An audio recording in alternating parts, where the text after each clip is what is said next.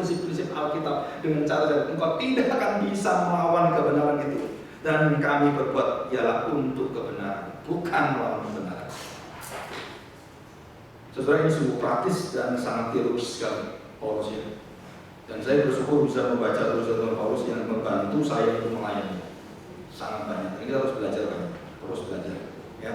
Yang terakhir, saudara,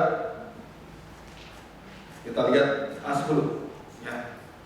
Itulah sebabnya sekali ini aku menulis kepada kamu ketika aku berjauhan dengan kamu, supaya bila aku berada di tengah-tengah kamu, aku tidak terpaksa bertindak keras menurut kuasa yang dianugerahkan Tuhan kepadamu, untuk membangun dan bukan untuk meruntuhkan. Saya memakai prinsip ini dalam pelayanan saya. Saudara, keras jika ada hal yang berpengaruh, dan sangat lembut jika ada hal yang mencintai firman Tuhan. Nah, saudara, itu biasanya di sini. Jadi katakan bahwa jangan sampai saya bertindak keras pada saat saya datang kepada kamu. Kenapa Paulus katakan ini? Saudara, keras di sini bukan keras karena benci, bukan, tapi karena mereka ingin dikembalikan pada kuasa kebenaran itu. Keras artinya bahwa Paulus betul-betul tahu hatinya apa sih akibatnya kalau kamu tidak berada dalam kebenaran. Dan dikatakan di situ, dan itulah sumber daripada kuasa pelayanan Paulus. Ya, nah, kita bersyukur, saudara, kita lihat di dalam konsep yang terakhir. Ya, yang saya jelaskan.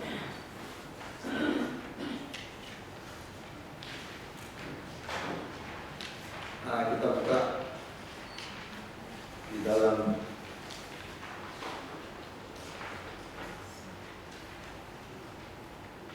pasal 12 yang terakhir, ayat 13, 14, 15. Sebab dalam hal manakah kamu dikebelakangkan dibandingkan dengan jemaat-jemaat lain? Selain daripada dalam hal ini, yaitu bahwa aku sendiri tidak menjadi suatu beban pada kamu, maafkanlah ketidakadilanku itu. Sesungguhnya sekarang sudah ketiga kalinya aku siap untuk mengunjungi kamu, dan aku tidak akan merupakan suatu beban bagi kamu. Sebab bukan hartamu yang kucari, melainkan kamu sendiri. Saudara tahu akibat apa ini perkataan Paulus? Karena akibat apa? Saudara, saya bisa merasakan di Paulus. Dia sangat kecewakan dengan jemaat Korintus. Seharusnya Korintus mendukung dia, memberi dia persembahan semua. Dan waktu itu dia sampai tidak mau terima apapun dari jemaat Korintus. Dan dia katakan, aku tidak akan terima apapun dari kamu. Persembahan jemaat tidak akan aku terima. Saya pernah mengucapkan itu 2 kali dalam hidup saya. Dan saya mohon pada gereja, jangan pernah beri saya sebulanan viatik apapun. Dan saya akan buktikan pada Tuhan, pada kalian semua, bahwa saya melayani bukan karena itu. Di situ, persis seperti Paulus. Karena saya melihat dia sama. Jadi kalau saya lihat Paulus bisa ikut jejak Tuhan Yesus, saya juga harus bisa. Kuasanya sama. Untuk apa? Untuk menyatakan kasih Allah membangun yang luar biasa itu. Dan dikatakan di sini, aku tidak akan merupakan suatu beban bagi kamu. Artinya betul-betul jika kamu nggak bisa, nggak apa-apa. Jangan kasih apapun dalam pelayanan saya, dan nggak perlu kamu dukung. Yang aku cari bukan harta bendamu apa, jiwamu. Ini loh keindahan pelayanan. Banyak orang lain karena kamu kaya, karena kamu pintar. Bukan. Yang saya cari adalah jiwamu, bukan pelayananmu. Bukan hidupmu, bukan. Aku cari jiwamu supaya ketemu dengan Christ itu. Gereja supaya benar aku cari. Bahkan aku rugi, aku mati, aku menderita, enggak apa-apa. Aku mati untuk bangsaku, lebih baik asal engkau bisa percaya pada Tuhan. Paulus dan Musa berdoa sama Tuhan, binasakan kami, tapi selamatkan jiwa bangsa kami. Saudara pernah berdoa untuk anakmu seperti itu? Kalau anak saya melawan Tuhan, jangan bunuh saya supaya dia hidup.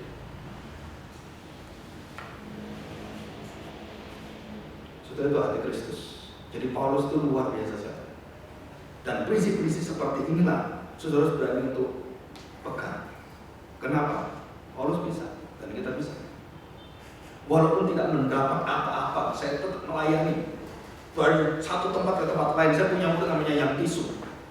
Dia udah lulus, baru kirim Facebook ke saya. Terus saya tanya, kamu main di mana kan?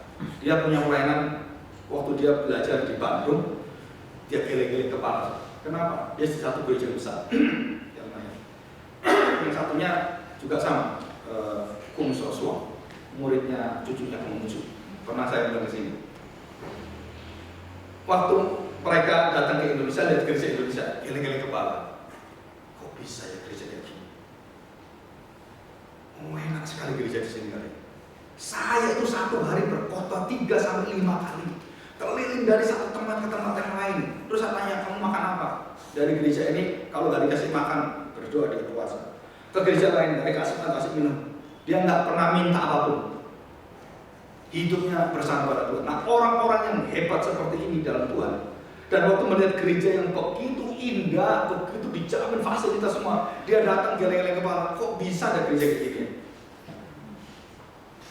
Heran dia juga.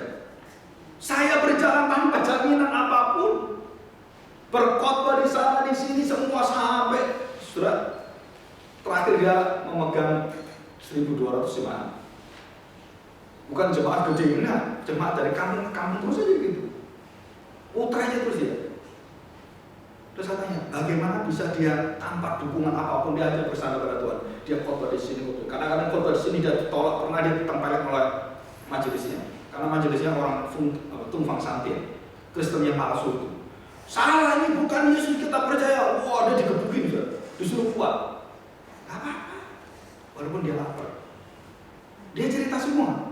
Waktu saya mendengar cerita dia, terus waktu saya melayani di sini, enak ya saya melayani. Masih enak ini saya melayani. Masih semua serba enak ini, semua ada yang dukung. Aduh, dia bagaimana itu? Wah, dia murni memberitakan. Jadi dia tahu siapa Tuhan. Nah, dia berjalan dari tempat ke tempat lain.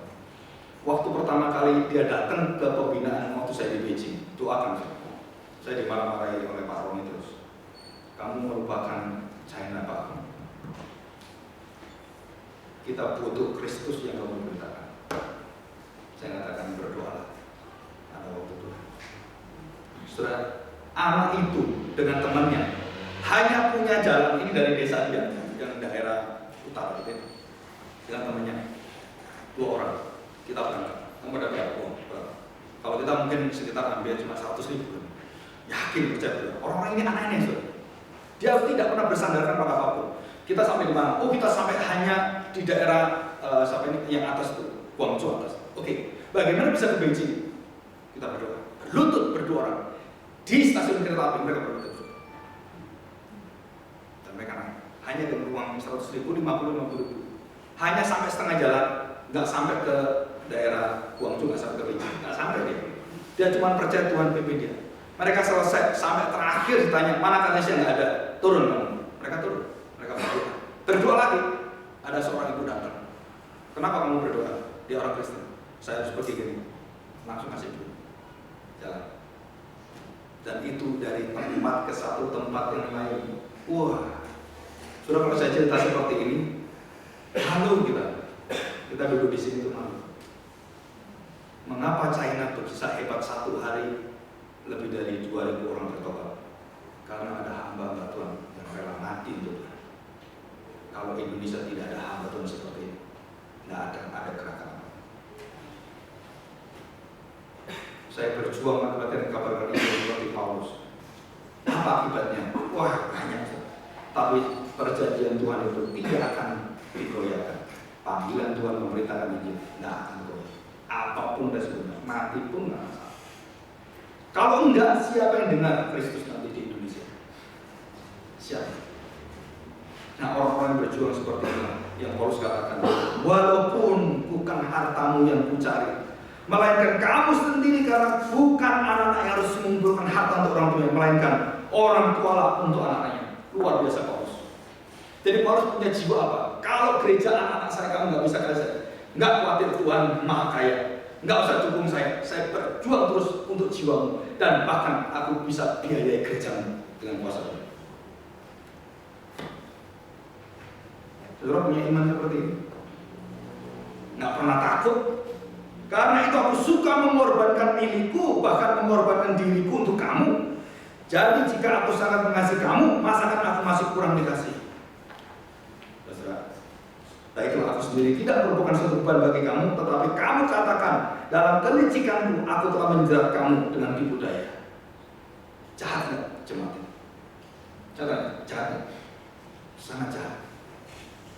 Paulus tidak akan menjebak mereka, merampok mereka, karena Paulus meminta mereka untuk mempersembahkan pada Tuhan dan dipikir untuk dirinya. No, Paulus tidak pernah ambil satu pun untuk dirinya. Tapi mereka menuduh Paulus, dikatakan menjerat kamu dengan tipu daya, dengan kelicikan. Gak ada. Jadi pernahkah aku mengambil untung daripada kamu oleh seorang dari antara mereka yang kuutus kepadamu? Saudara, memang aku telah meminta Titus untuk pergi dan bersama-sama dengan dia aku mengutus saudara yang lain. Adakah Titus mengambil untung daripadamu?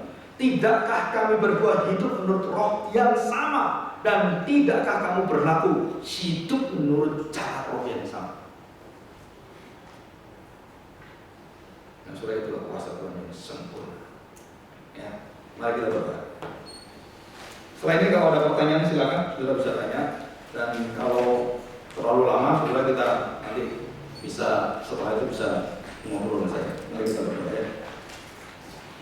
Bapa, kami bersyukur karena kami melihat Kristus bukan hanya diajarkan, bukan hanya menjadi satu tema-tema dalam khotbah kami, tetapi sungguh kami menghidupi seperti Paulus. Tolonglah kami supaya kami bisa berjalan di atas kebenaran walaupun kesulitan-kesulitan dan bahkan kami kadang-kadang lemah, tidak bisa berbuat apa-apa. Tetapi kami percaya bahwa Roh Tuhan lebih berkuasa dari segala sesuatu yang kami jalani. Tuhan, bawa kami semakin mengenal Kau semakin dalam, semakin seturut dengan hati-Mu. Kami semakin merasa sukacita yang begitu dalam. Dan ajarlah kami seperti Paulus, tidak mencari harta kepada jemaat kami, pada orang-orang kami lain, tetapi memperhatikan jiwa mereka. Dan itulah keberanian kami hidup untuk Tuhan. Walaupun begitu banyak tipu daya, hujatan, fitnah yang dihadapi oleh Paulus, tetapi dia mencari dan menjalankan, mengagungkan langkah jejak Kristus Yesus Tuhan kami. Dan itulah kuasa Paulus, kuasa bukan menonjolkan diri, tapi kuasa kehilangan hak, kewajiban, dan semuanya di depan Tuhan. Dan di sana Engkau memakai dia sebagai rasul yang begitu besar, rasul penuh penderita dan hidup untuk Tuhan. Kami serahkan doa kami, pimpinlah kami di dalam nama Tuhan Yesus. Kami serahkan doa kami. Amin. Saya berikan waktu jika ada pertanyaan. Silakan. Nah, saudara,